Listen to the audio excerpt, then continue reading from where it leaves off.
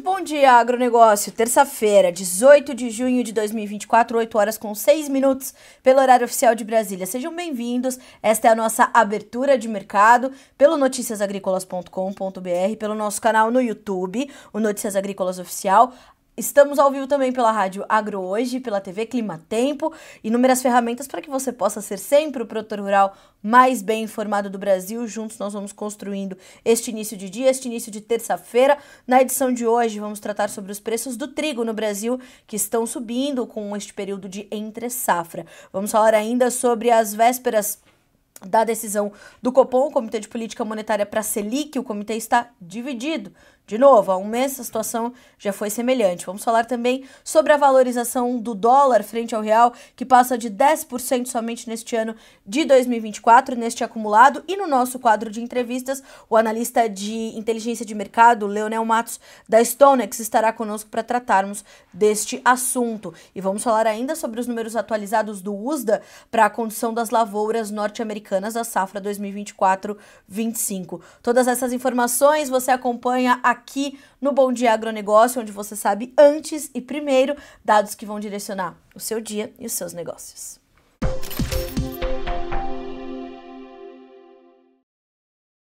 Bom, vamos direto às bolsas internacionais, portanto, onde os mercados já estão funcionando. Na Bolsa de Chicago, nós temos altas, pequenas altas para a soja e ganhos um pouquinho mais expressivos para o milho, ambos tentando respirar depois das baixas intensas que registraram na sessão anterior. Então, a soja agora sobe 0,2%, o contrato julho vai a $11,60 por bushel. O milho, $4,46, 0,8% de alta. Já o trigo, das sequências baixas de ontem, que não foram poucas, o trigo ontem fechou com mais de 2% de perda, continua o seu movimento de recuo hoje, perde 0,5%, vai a $5,87 por bushel nesta manhã de terça-feira. Ainda na Bolsa de Chicago, farelo de soja também se recuperando, 0,7% de alta, vai a $347,50 por tonelada curta. Já o óleo continua caindo, 0,3% de recuo, 43 cents mais 77 por libra-peso.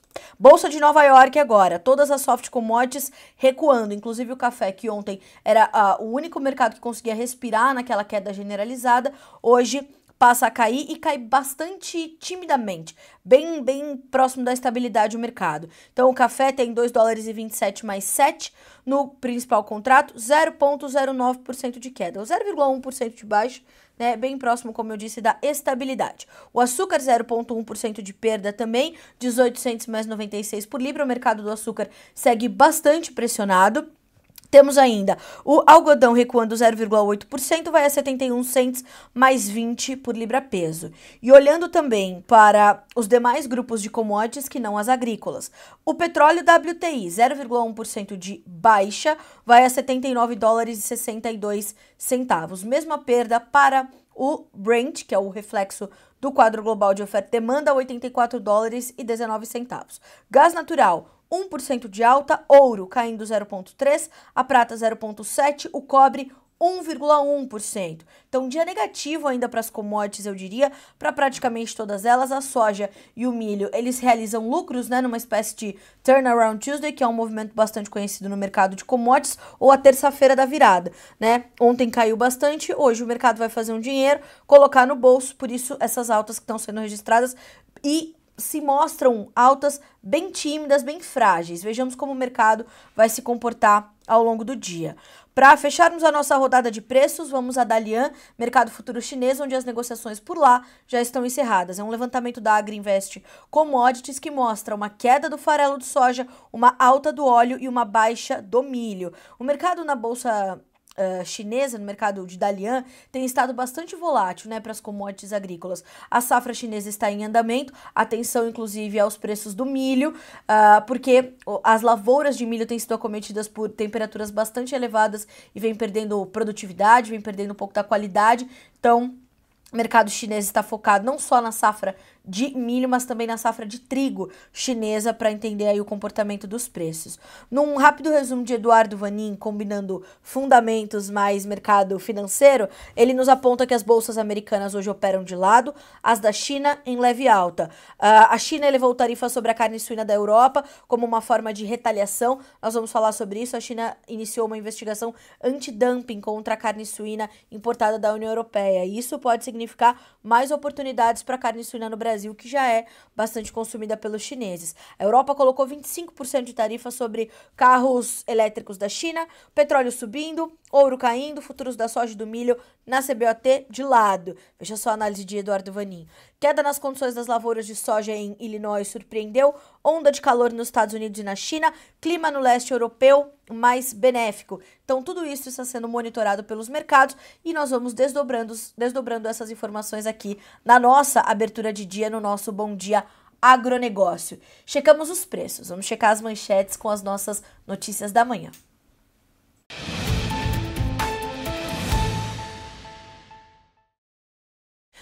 Bom, vamos começar então falando dessas condições das lavouras norte-americanas especificamente. Ontem, o USDA, o Departamento de Agricultura dos Estados Unidos, trouxe o seu novo reporte semanal de acompanhamento de safras e apontou uma baixa no índice que classifica lavouras como boas ou excelentes lá nos Estados Unidos. Ainda assim, é importante nós pontuarmos que nós temos índices ainda bastante elevados. São números na casa de 70% para soja e para milho, o que sinalizam boas perspectivas de oferta, boas perspectivas de safra. O USDA estima uma safra de soja norte-americana 24-25 na ordem de 121,1 milhões de toneladas. As consultorias privadas norte-americanas falam de uma safra de 123 milhões, justamente em função dessa boa classificação dos campos nos Estados Unidos. Vamos detalhar estes números. Os números da soja: 70% das lavouras se classificam como boas ou excelentes, né? Estão em boas ou excelentes condições. Na semana passada, esse número era de 72%. Então, houve um ajuste, é verdade, para baixo, o que mostra certa fragilidade, mas nada que traga muita preocupação nesse momento. É por isso que a soja sobe tão timidamente nesta terça-feira. Bom, na semana passada nós tínhamos então esse 72%, no mesmo período do ano passado eram 54%. Vejam a distância. E a safra 23-24 dos Estados Unidos terminou a temporada quebrada mesmo, né? Sabemos, uma oferta menor do que o que foi inicialmente estimado. Terminou ali a safra dos Estados Unidos com 113 milhões de toneladas, né? Bom, 25% dos campos estão em condições regulares e apenas 5% estão em condições ruins ou muito ruins. Então, mesmo desses 25% de lavouras em condição regular, vem aí pelo menos uma produtividade média, né? Então, as perspectivas ainda para a safra norte-americana, elas são bastante positivas, né? Bom, há uma semana eram 24% em condições regulares e 4% classificadas como ruins ou muito ruins, o que justificam aqueles 70% lá dos bons ou excelentes. Então, tudo foi se diminuindo um pouquinho em relação à semana passada, mas reforço, ainda índices bastante elevados. Ainda sobre a soja, o USDA informou que o plantio está quase concluído, 93% da área até o último domingo, até o dia 16, contra 87% da semana anterior, 97% de 2023 e 91% de média dos últimos anos, dos últimos 5 anos. Então a gente pode perceber que os trabalhos de campo também estão acima da média, como durante todo o período de plantio aconteceu. O boletim aponta ainda que 82% dos campos já germinaram. Na semana passada, nós tínhamos 70% nesse campo, 90% do ano passado e 79% de média. Então, o desenvolvimento alinhado com a média plurianual, a média das últimas 5 temporadas. Para o milho, então, 72% das lavouras em boas ou excelentes condições. Semana passada, esse número estava em 74%. No ano passado, em 55%. Então, nós temos essa diferença que vale também para o milho, lembrando que o milho começa a ser plantado um pouco mais cedo do que a soja e os trabalhos de semeadura com essas áreas destinadas ao cereal já estão concluídas. 23% dos campos estão em condições regulares, tínhamos 21% na semana anterior, e 5% em condições ruins ou muito ruins, que é o mesmo número da semana passada. 93% dos campos de milho já germinaram, contra 85% da semana anterior, 95% de 2023 e 92% de média plurianual.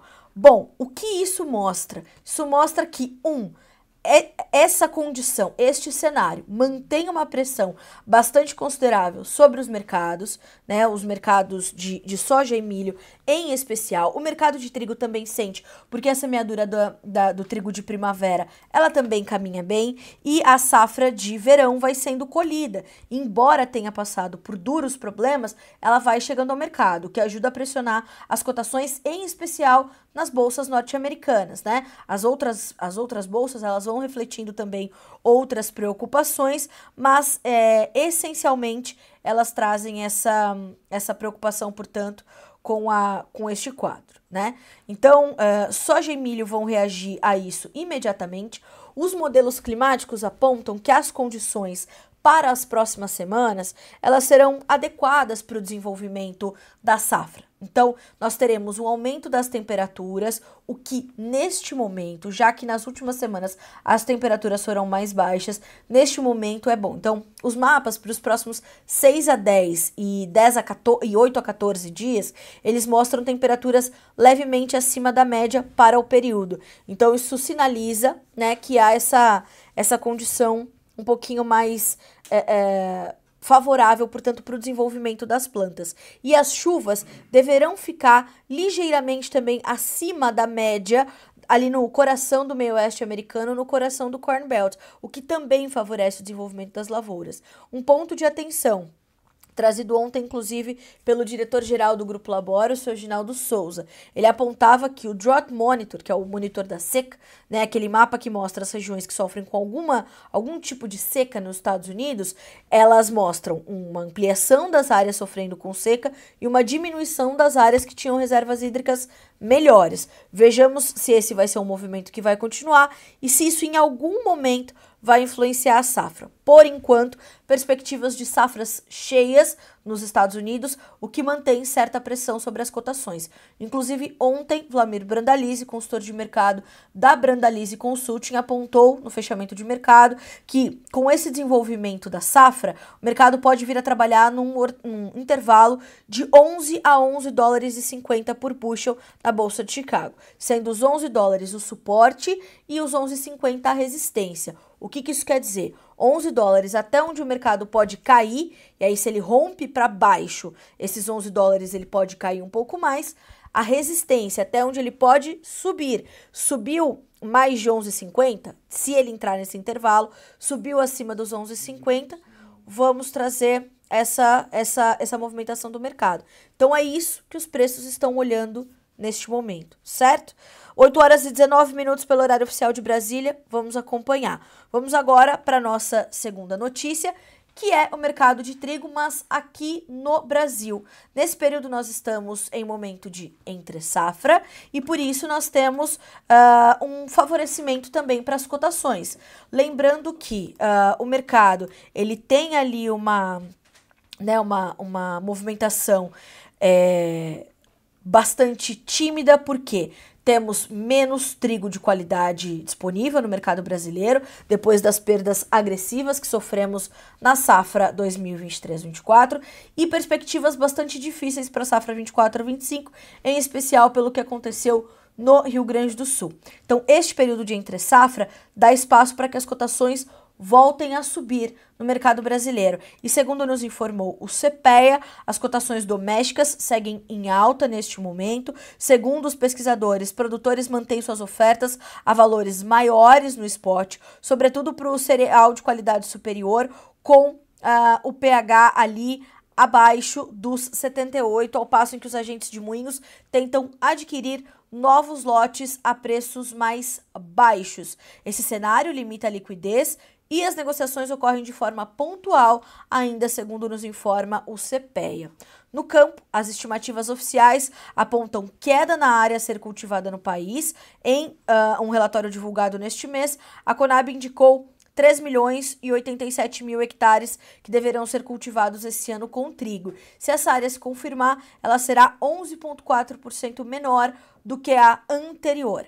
A produtividade, no entanto, pode crescer 26,3% no mesmo comparativo, assim a produção está estimada em 9.665.000 toneladas, 12% a mais do que a safra finalizada no ano passado. Por que essa produtividade pode apontar um incremento tão intenso, 26%? Porque a base de comparação é muito baixa, perdeu-se muito da produtividade, então a média produtiva do ano passado ela foi muito baixa, por isso nesse comparativo nós temos uma redução de área esperada de forma expressiva, uma média de produtividade que volta ao normal, para termos essa safra, então, da ordem de 9.065.000 toneladas. Uma safra menor do que a do ano passado, e aí é ter atenção à qualidade. Há pouco nós recebemos um relato, e nós vamos, ao longo do dia, dividindo, né, com vocês, porque as chuvas voltaram a cometer o Rio Grande do Sul, voltaram a chegar por lá, e o que isso acontece, e o que isso acarreta? Uma chuva que, para algumas áreas, vai prejudicar o trigo que foi recém-plantado. Então, atenção e olho vivo à nova safra de trigo do Brasil, em especial ao trigo gaúcho. Bom, 8 horas e 22 minutos pelo horário oficial de Brasília, falamos de trigo, falamos de soja e milho nos Estados Unidos, é hora de falarmos sobre a nossa carne suína, não só a nossa, mas principalmente o consumo chinês e a exportação da União Europeia, porque a China iniciou uma investigação anti-dumping sobre as importações de carne suína da União Europeia, possivelmente em retaliação às recentes medidas tarifárias do bloco, como nós já adiantamos. A investigação comercial sobre produtos suínos importados, incluindo miúdos, pode durar 1 ano, com possível prorrogação de 6 meses, segundo o comunicado do Ministério do Comércio da China. O anúncio veio poucos dias depois de Bruxelas ter anunciado tarifas adicionais sobre veículos elétricos chineses em virtude do que considera subsídios injustos de Pequim. A Associação Chinesa de Agricultura e Produção Animal, um grupo apoiado pelo Estado, solicitou formalmente uma investigação em nome da indústria doméstica de carne suína em 6 de junho, segundo também informou o Ministério. Em 2023, a China importou 1.550.000 toneladas de carne suína, com pouco mais da metade vinda da Europa, segundo mostraram dados oficiais. Espanha, França, Dinamarca e os Países Baixos estão entre os principais fornecedores do produto para o país asiático. Em um sinal de adicional possível retaliação contra o aumento das tarifas da União Europeia, uma conta de mídia social administrada pela emissora estatal da China relatou na semana passada que as autoridades chinesas provavelmente anunciarão resultados preliminares de uma investigação semelhante sobre importações de conhaque da União Europeia até o fim de agosto, citando um especialista não identificado. Pequim iniciou a investigação em janeiro, tendo o conhaque francês como principal alvo. A França foi a principal defensora da investigação da União Europeia sobre veículos elétricos chineses, tentando proteger seus próprios fabricantes de automóveis. Bom, o que é possível enxergar, né? Que, essa condição, ela vem principalmente, era uma condição política. Então, essas guerras tributárias, elas são sempre reflexo desses descontentamentos políticos, desse desalinho ideológico, né, de políticas da União Europeia versus políticas chinesas, e isso vem como forma, portanto, de tentar ali diminuir a competitividade desses países. De um lado a China com os carros elétricos, de outro a carne suína, a União Europeia com a carne suína. Agora, essa notícia chama atenção porque se a China vai investigar a carne suína europeia, vai deixar de comprar, vai comprar da onde? Surge o Brasil como uma alternativa importante para, inclusive, ampliar as suas exportações para o mercado chinês, que já consome a nossa carne suína e recentemente, inclusive, aumentou as plantas habilitadas para esta proteína. Então, é olhar e saber se realmente nos próximos meses nós teremos uma melhora, né, uma mudança do desempenho das nossas exportações deste tipo de carne para a China, um dos maiores consumidores do planeta. Lembrando que a carne de porco é a carne mais consumida pelos chineses. Então, vamos olhar para isso, entender como essa guerra comercial União Europeia e China vai impactar o agronegócio brasileiro, em especial a carne de porco. 8 horas e 26 minutos pelo horário oficial de Brasília. Agora nós vamos virar um pouquinho a chave para o mercado financeiro, porque amanhã o Copom, o Comitê de Política Monetária, ele traz a sua decisão sobre a taxa básica de juros, a Selic. O que é bastante possível perceber? Que o Copom, o comitê, está rachado.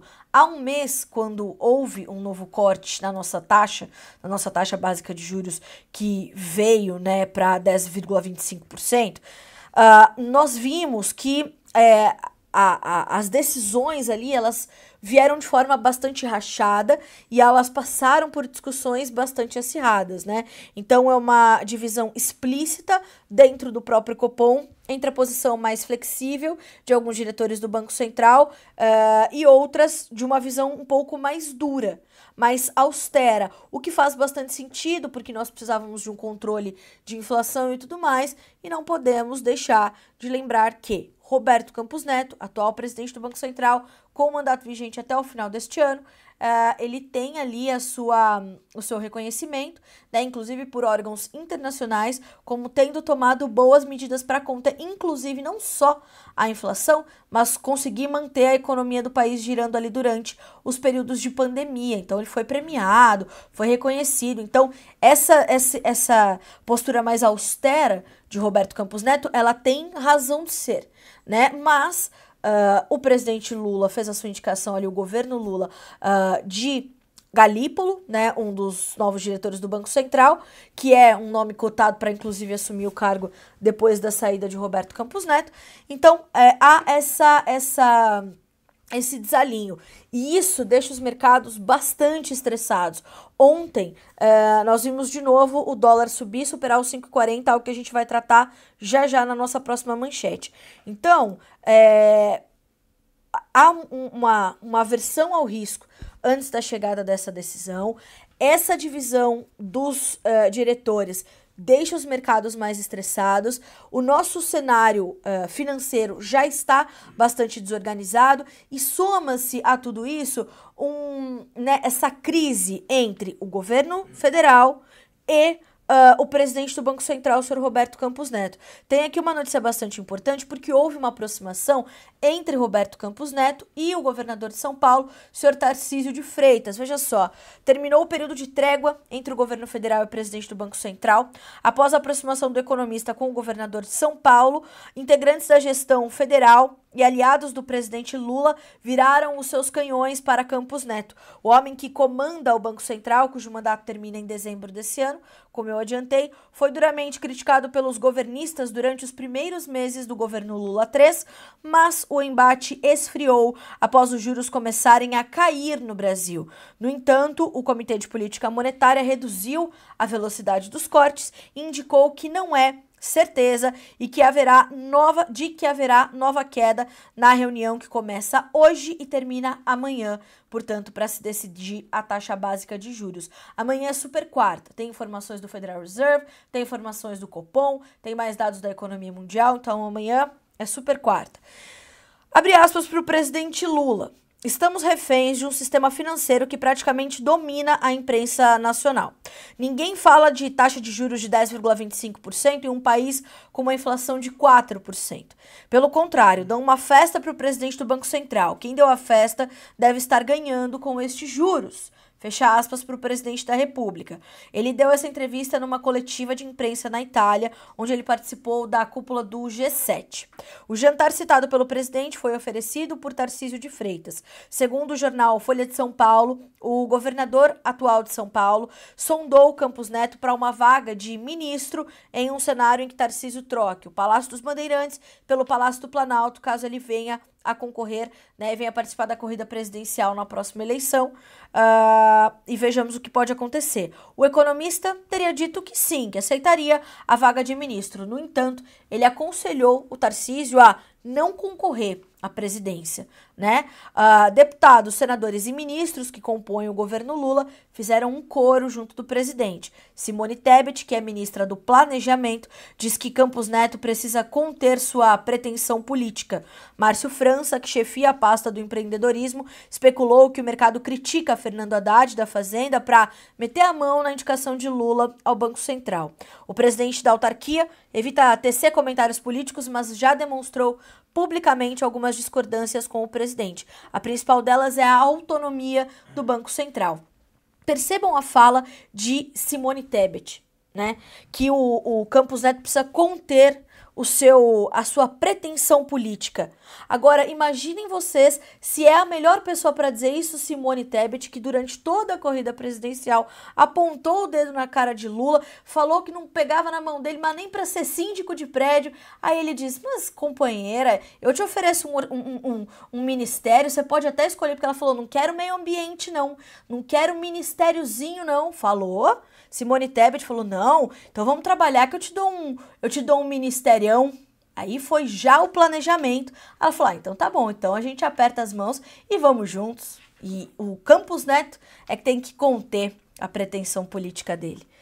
8h32 pelo horário oficial de Brasília. Para fecharmos a nossa rodada de manchetes dessa terça-feira, dia 18 de junho, a gente vai falar um pouquinho do dólar. Desde a semana passada eu tenho falado sobre a movimentação intensa de alta do dólar frente ao real. Mais do que o dólar se valorizar, o real tem se desvalorizado. E o real já se desvalorizou mais de 10% neste acumulado de 2024, diante de uma conjunção de fatores. E esses fatores são majoritariamente fatores internos. É um desequilíbrio das contas públicas, é um cenário fiscal bastante desalinhado, é esse desgaste do governo federal. Não podemos esquecer que está neste centro dos debates e dessa crise a condição ali dos leilões de arroz, né? O leilão aconteceu no dia 6 de junho, terminou com a exoneração do secretário de Política Agrícola Neri Geller às vésperas da entrega do Plano Safra, o ministro Carlos Fávaro tendo dito que ele teria pedido demissão, o ex-secretário dizendo que não pediu demissão, né, e que ainda não houve contato de Fávaro para ele. Então, está instalada uma crise ali no Ministério da Agricultura, junto da Conab e do Ministério do Desenvolvimento Agrário, ali comandado por senhor Paulo Teixeira, e as autoridades estão ali tentando, né, os chefes de pasta estão tentando ali achar as respostas para aquilo que lhes foi questionado, né? Então, por isso a suspensão do leilão que aconteceu no último dia 6, por isso a construção de um novo edital, né? E esses ministros em coletiva de imprensa disseram isso, que não haverá recuo da decisão. Então, todo esse desgaste político é mais combustível para desvalorizar o real e a gente encontra, então, esse cenário com este acumulado de mais de 10%. Ontem, o dólar fechou a R$ 5,42, salvo engano, vamos bater aqui, isso mesmo, 5,42, 0,7% de alta. Ao longo do dia chegou a subir mais do que isso e marcou, portanto, ontem a sua cotação mais alta, renovou a sua máxima desde 4 de janeiro de 2023. Então, nós temos essa movimentação, né? Nós temos esse cenário se desenvolvendo e o dólar vai então acumulando essas altas. Em mais alguns minutinhos nós vamos ter então o Leonel Matos, analista de mercado da StoneX, para nos explicar um pouco mais de se esse movimento é duradouro, 2, se essa decisão do Copom de amanhã sobre as taxas de juros vai impactar ainda mais no mercado cambial, 3, quais outros fatores pesam sobre o mercado de dólar nesse momento, e 4, como é que isso pesa para o produtor brasileiro, porque se de um lado essa movimentação positiva da moeda americana, ela forma preços melhores para aquilo que a gente exporta, soja, milho, café, açúcar, suco de laranja, algodão, carnes e tudo mais, de outro lado nós estamos falando de um encarecimento dos custos de produção, já que nós importamos uma série de insumos que são lastreados em dólar. Então é esse equilíbrio que nós precisamos entender e saber quais são os níveis que a moeda americana pode alcançar. Então, é um ponto importante, é um ponto agora nevrálgico para todos os mercados e para a competitividade do agronegócio brasileiro. É importante esse monitoramento. Então, vejamos como correm os próximos dias, em especial depois de amanhã, que é a super quarta, decisão sobre a taxa básica de juros, informações do Federal Reserve e tudo mais. São 8 horas e 36 minutos pelo horário oficial de Brasília. Agora nós vamos voltar a acompanhar relatos que chegam dos campos brasileiros, as realidades das safras do Brasil que produz. Já tá filmando agora? Sim. Levanta, homem, vem pra cá, Deus o livre, homem. Me chove lá em cima dentro, a cozinha tá molhando tudo. Pessoal, olha só, aqui no meu pátio aqui, ó. Hã? Não. Ali. Minha sorte foi os coqueiros aqui. Os coqueiros me defendeu a casa, mas uma parte pegou em cima, tem telha. Minha árvore grande destruiu tudo. Olha. Olha só aqui na frente da minha casa. Ali. Olha na frente da minha casa aí. Meu pátio. Tudo. Olha a rua que sobe aqui. Olha aqui em cima. Olha só, um filme de terror. Acabou. Com todos os vizinhos ali. Nós se escapemos ileso. Por causa dos coqueiros, começou a defender, né? Os coqueiros na frente. Olha. Olha ali. Olha só, copa trigo.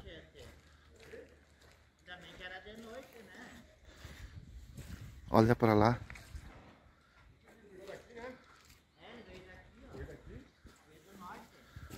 Olha só, dentro da estrada, isso aqui é a rua principal que vai para o centro, não tem mais nada de rua.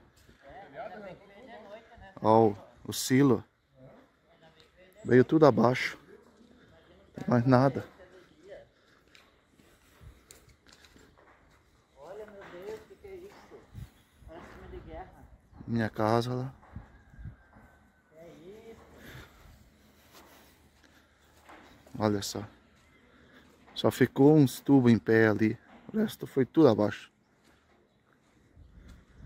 Um tornado, coisa mais triste do mundo, gente. Tu não sabia o que fazer. Olha, não tem mais rua. Não tem mais nada.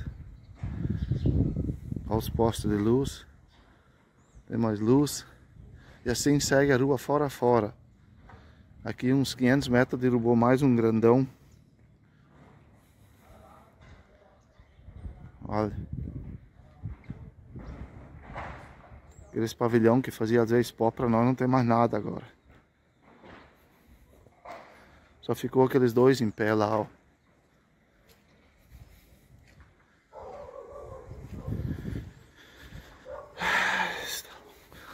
Olha a nossa casa.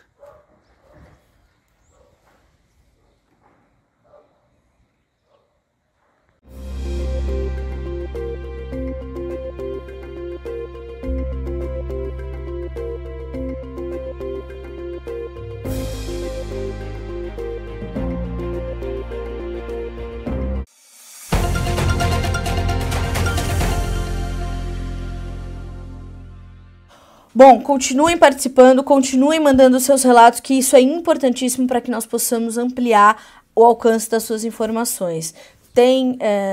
Inclusive vocês conferiram, o vídeo que vocês acompanharam foi daquela microexplosão que aconteceu lá em São Luís Gonzaga, no Rio Grande do Sul, e acabou atingindo de forma bastante agressiva a sede da Copa Trigo, que é uma das principais cooperativas da região, atende 13 municípios e teve um estrago bastante grande gerado por esse fenômeno climático. Então, continuem mandando os relatos de vocês, que é assim que nós conseguimos ir construindo essas realidades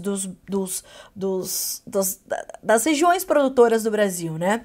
8 horas e 40 minutos pelo horário oficial de Brasília. Um pouco antes dos vídeos, nós comentávamos sobre o avanço do dólar, mais de 10% de valorização em 2024 e muitos fatores internos impactando o andamento do mercado cambial. Algo para a gente entender um pouco mais no nosso quadro de entrevistas aqui no Bom Dia Agronegócio.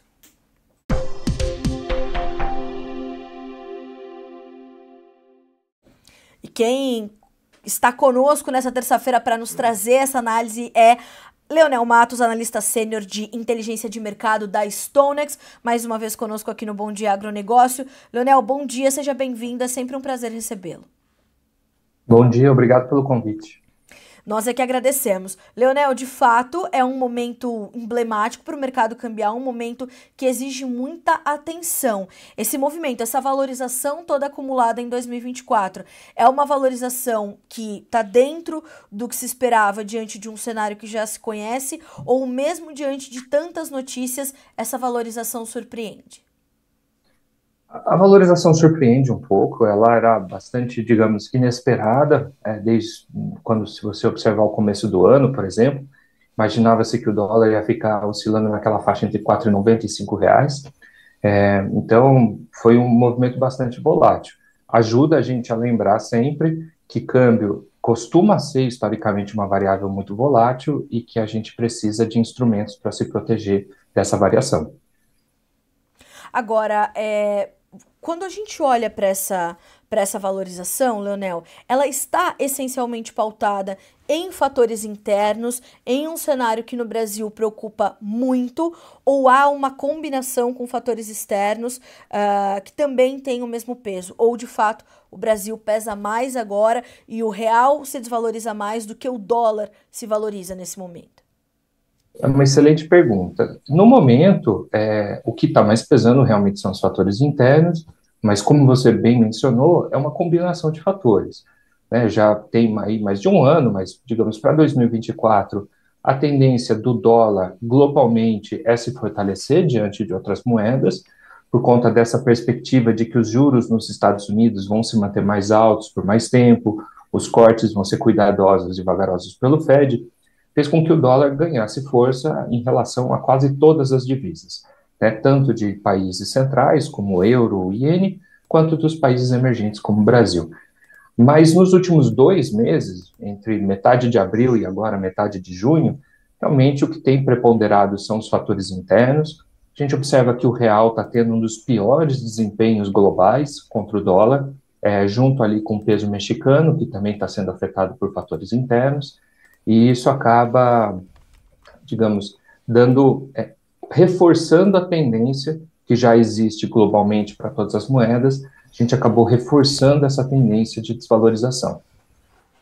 Agora, Leonel, como é que você enxerga a continuidade desse movimento diante de fatores que externamente podem mudar e aqui internamente dão ainda sinais de alerta bastante intensos? É uma trajetória que tende a continuar ou que nós devemos esperar ainda é intensa volatilidade? Bom, a volatilidade ela é sempre esperada porque, como eu mencionei ali, alguns meses atrás a gente não imaginava que chegaria nesses patamares de 5,40, 5,35. Então, é sempre importante estar ciente de que as nossas estimativas e previsões, elas estão olhando os fatores de hoje, mas nunca dá para adivinhar perfeitamente o futuro, é sempre importante se proteger.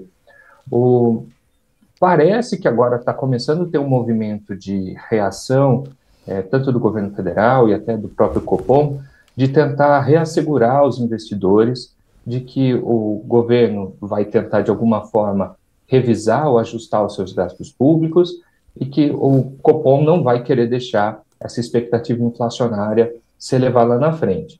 Então, depois, né, de toda essa perda de confiança que aconteceu por conta de mudarem as metas fiscais lá em abril e aquela decisão dividida do Copom em 8 de maio, eu acho que agora está tendo um movimento de tentar reassegurar os mercados.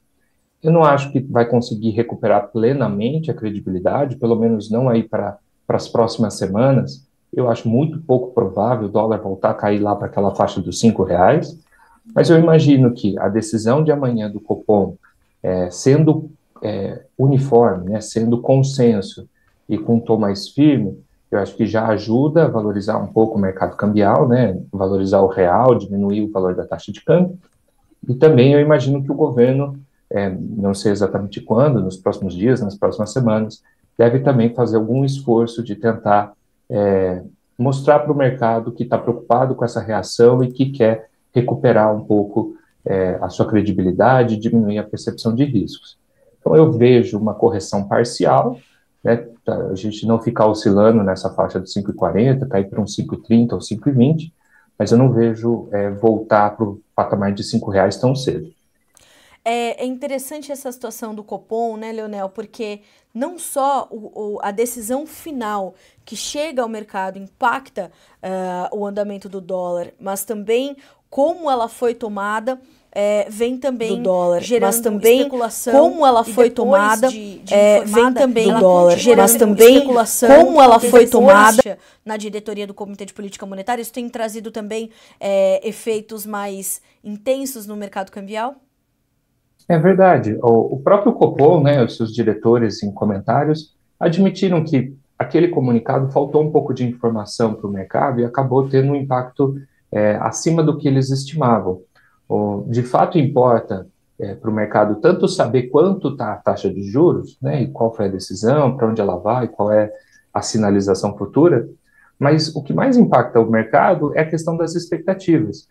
A maneira como aquela decisão foi comunicada, né, e que por acaso dividiu os diretores, né, os membros indicados pelo governo atual e os membros indicados pelo governo anterior, acabou criando uma expectativa no mercado que não era a intenção deles, né? Na ata, eles tentaram explicar um pouco melhor qual foi a razão da divergência, por que alguns achavam que era melhor não correr um risco reputacional, por que os outros achavam que não era melhor correr um risco de parecer leniente com a inflação, mas no comunicado que saiu no dia da decisão não tinha essas informações.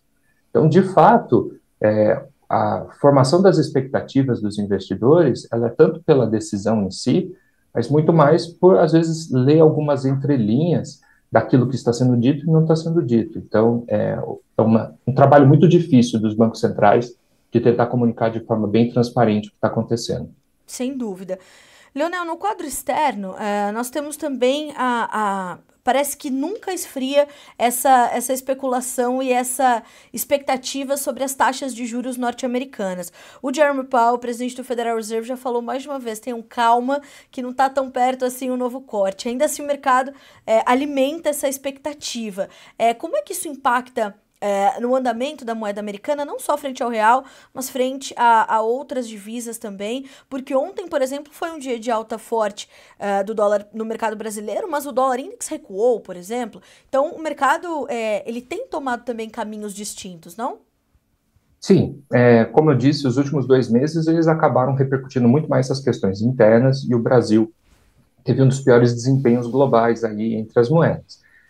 Mas, de fato, você colocou muito bem, o Federal Reserve, ele tem sido um movimento de especulação muito intensa sobre o que ele vai fazer e acaba, digamos, tendo uma certa reação precipitada dos investidores que tentam se antecipar à expectativa.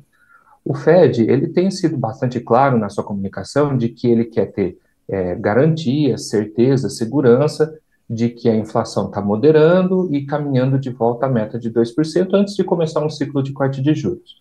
E ele fala que ele acredita que a economia americana está mais moderada, que ela tem um crescimento suave ao longo do tempo e que eles acham que os preços vão estabilizar. Eles só pedem calma e paciência dos investidores.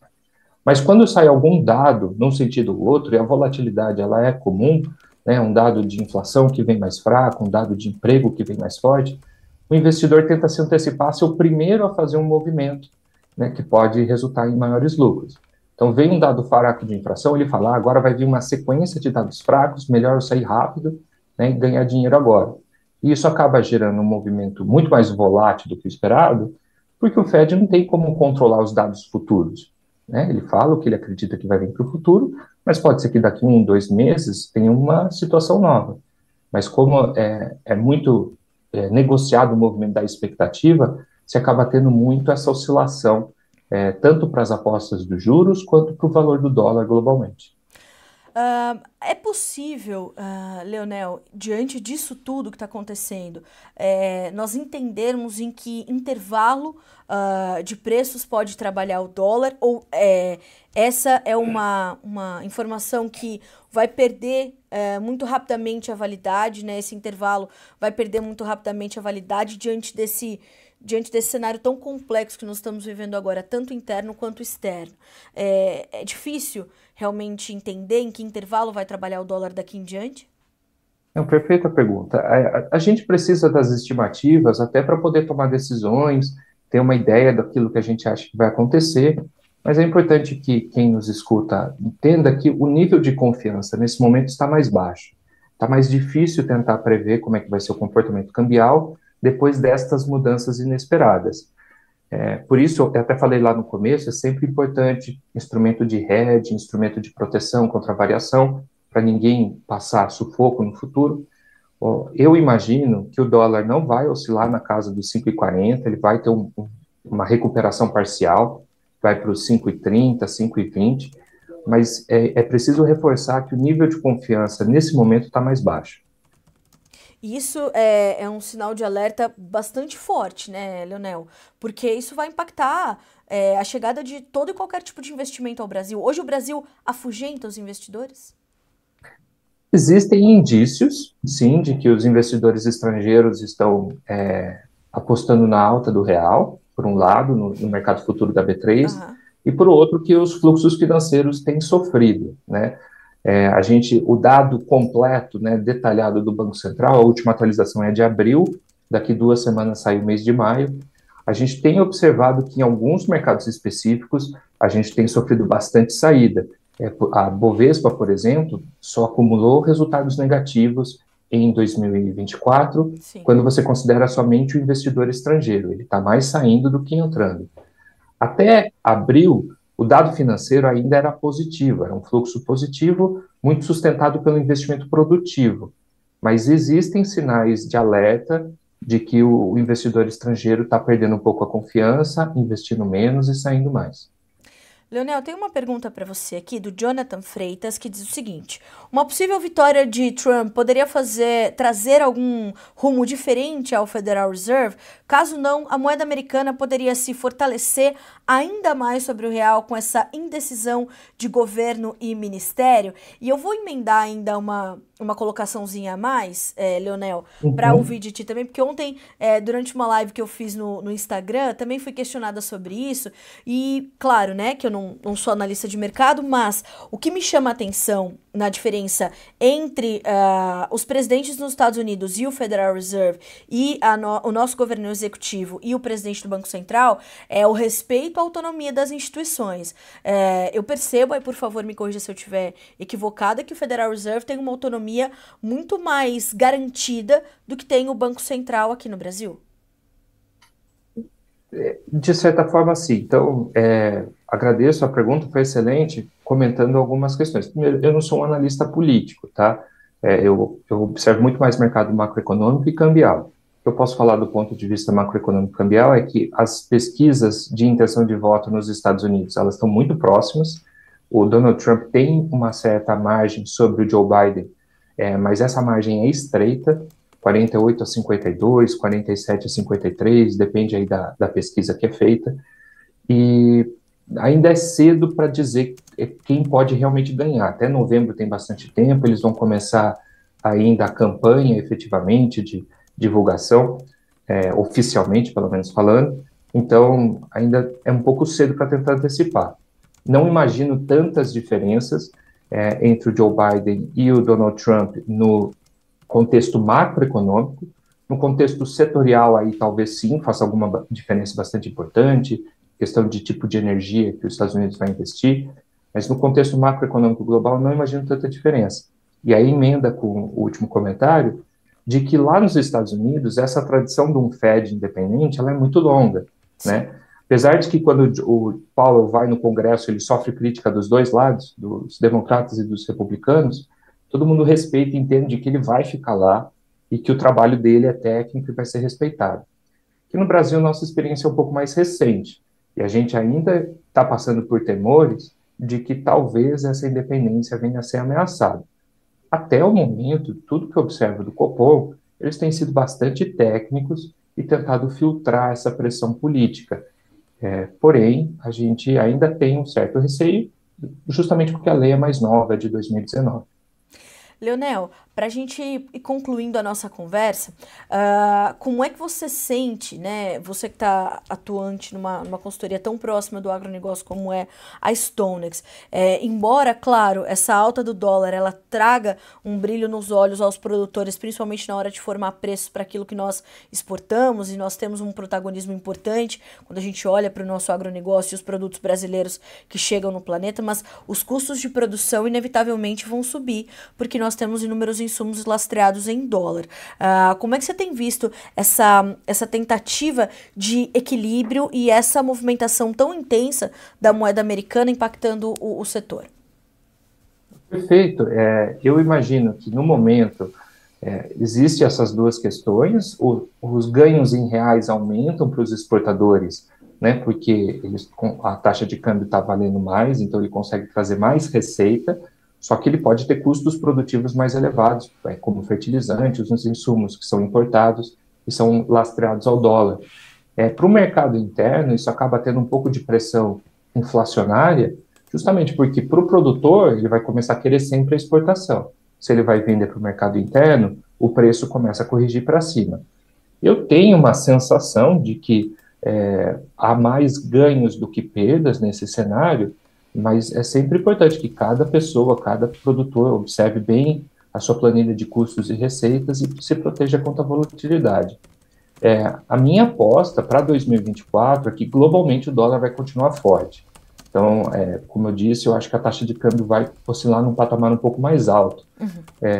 Mas cada pessoa precisa observar direito como que isso impacta, mas eu não vejo o agronegócio sendo, como um todo, como um setor, sendo negativamente impactado de uma forma muito expressiva. Leonel, a gente vai continuar monitorando e te convidando para estar mais vezes conosco aqui no Bom Dia Agronegócio. É sempre muito bom receber as suas análises. Muito obrigada por aceitar o nosso convite. No momento aí de agendas conturbadas, tantas informações chegando a todo momento. Obrigada mais uma vez. Seja sempre bem-vindo. Já estou te esperando para o próximo. Muito obrigado pelo convite. Tchau. Bom dia. Tchau, tchau.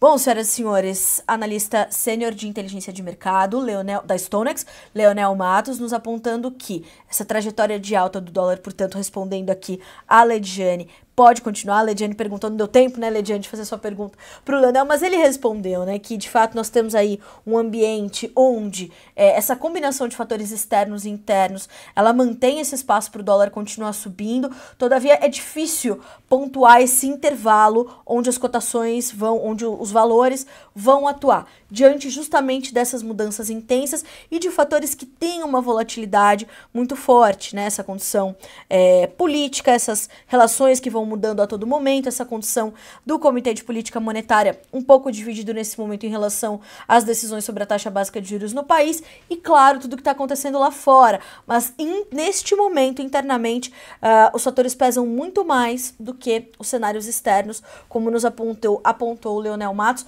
A você que está chegando agora, já essa entrevista estará disponível para você completa aqui no Notícias Agrícolas. Bom, são 8 horas e 59 minutos pelo horário oficial de Brasília. Quero agradecer aqui as mensagens de bom dia que recebemos. Muita gente acompanhando o Bom Dia Agronegócio. Naviraí, Mato Grosso do Sul, Confresa, Mato Grosso, Sinop, Mato Grosso. Temos ainda o Tiago Farias dizendo, bom dia, Carla. Caratinga, Minas Gerais, colheita de café seguindo bem, tempo ajudando, porém calor judiando bem das lavouras, preocupando para a safra próxima e quebra também acima da média. Vamos acompanhar e vamos falar mais de café nos próximos dias, tá, Tiago? Obrigada pelo seu comentário. Bom dia também para o Valdinei José de Souza, de Ourinhos, São Paulo, Ituiutaba, Minas Gerais, fala conosco o Regis, o Adoniran Castro, seu Adoniran sempre conosco, né? Bom dia, grande programa com a Super Carla. Vamos falar de Plano Safra? Vamos falar de Plano Safra, é importante importante, viu, seu Adoniran, porque mudou o secretário de Política Agrícola, agora quem assume de forma adjunta é o Wilson Vaz de Araújo, foi a nossa principal manchete de ontem, né? Nossa primeira manchete de ontem. Vejamos como vai continuar a construção do Plano Safra, quando e como ele será divulgado. Bom dia também. E a você que quer, inclusive, participar mais ativamente aqui do Bom Dia Agronegócio, nós temos o Superchat aqui no YouTube, né? Então, fique atento a essas informações. Você vai fazer a sua pergunta, você vai tirar a sua dúvida e eu vou conseguir dedicar um pouquinho mais de tempo a essa pergunta, tá? Eu vou analisar, não porque eu não sou analista de mercado, mas eu vou discorrer um pouquinho mais a fundo sobre ela. Então, participe, tá? É importante que a audiência do Bom Dia Agronegócio continue se movimentando, porque é assim que eu vou pautando as edições e trazendo as informações que vocês precisam saber, ou com mais urgência, ou com mais rapidez, ou porque o mercado exige mais de vocês saber sobre aquele determinado momento, naquele momento, como é o caso do dólar, por exemplo, né? Então, participe, não deixe de participar. O Matheus Barbizan fala conosco de Sinop, meu amigo Nivaldo Forastieri aqui conosco hoje, o pessoal da AgriSul, corretora de Maracaju, Mato Grosso do Sul, Valinhos aqui na nossa cidade, o Marco Antônio Miranda, obrigada. Bom dia pro Renato Lourenção, pro Emerson Antoniaco, me chamando a atenção, ó, Ponta Grossa continua seca, Paraná, hein, Paraná tá difícil de chover, tá concluindo a segunda safra de milho e haja coração pra fazer agricultura no Paraná esse ano, né, Emerson? Obrigada pelo seu comentário.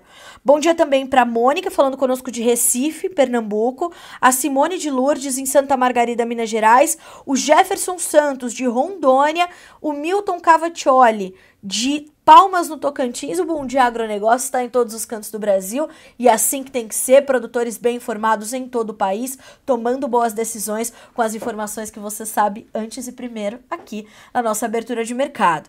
Senhoras e senhores, são 9h02 pelo horário oficial de Brasília. A gente vai concluindo por aqui a nossa edição desta terça-feira. Hoje é 18 de junho de 2024. A nossa programação ao vivo continua com informações relevantes para você continuar acompanhando. Tem equipe indo para o Encontro Nacional das Cooperativas Agropecuárias, que está acontecendo aqui em Campinas, e ao longo do dia essas informações também chegam para você por aqui. A você que está pela Rádio Agro Hoje, tem programação na TV Climatempo também, então continuem se informando. Boa terça-feira para todos, bons negócios e até amanhã, a partir das 8 horas da manhã. Tô te esperando.